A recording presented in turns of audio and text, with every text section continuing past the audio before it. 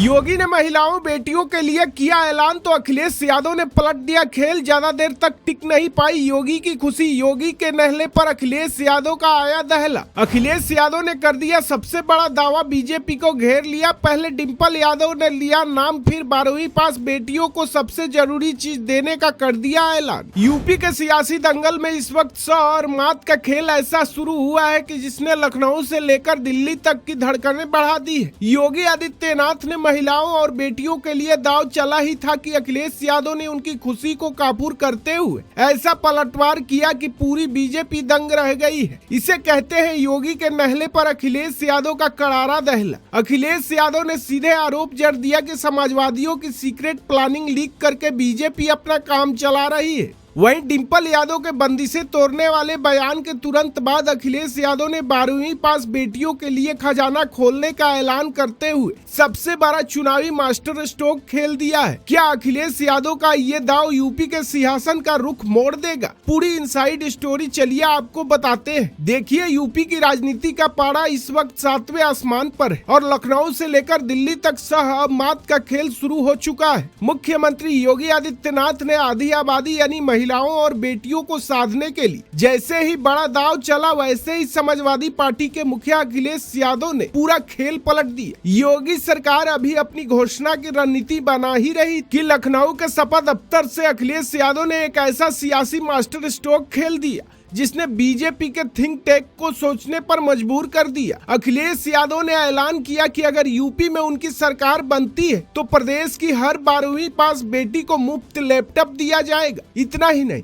उन्होंने महिलाओं के लिए तिजोरी खोलते हुए स्त्री सम्मान समृद्धि योजना के तहत हर साल 40,000 रुपए की आर्थिक मदद देने का भी बड़ा वादा कर दिया है। सपा प्रमुख ने याद दिलाया कि उनकी पुरानी सरकार में जो साइकिल बांटी जाती थी, सत्ता में वापसी होने पर बेटियों को फिर से वो साइकिल देने का काम शुरू किया जाएगा और साथ ही बंद किए गए 26,000 स्कूलों को दोबारा खोला जाएगा। इस पूरे सियासी दंगल में सबसे बड़ा ट्विस्ट तब आया जब अखिलेश यादव ने बीजेपी सरकार पर एक गंभीर और सनसनीखेज आरोप लगाया। उन्होंने सीधे शब्दों में कहा कि समाजवादियों के दफ्तर से चुनावी और रणनीतिक प्लानिंग लीक होकर सीधे बीजेपी सरकार तक पहुंच रही है। अखिलेश यादव ने तंज कसते हुए कहा कि हमें अब अपने ऑफिस को फुल सील्ड रखना होगा, क्योंकि हम जो भी योजना तैयार करते हैं उसकी सूचना सरकार के पास कैसे पहुँच जाती है और इसी का नतीजा है कि बुजुर्ग महिलाओं के लिए बसों में मुफ्त यात्रा का फैसला अचानक ले लिया गया। अखिलेश यादव के इस बड़े ऐलान से ठीक पहले मंच संभालते हुए मैनपुरी से सपा सांसद डिंपल यादव ने यूपी की आधी आबादी में नया जोश भरा। डिंपल यादव ने प्रदेश की महिलाओं और बेटियों से एक भावुक और मजबूत अपील करते हुए कहा कि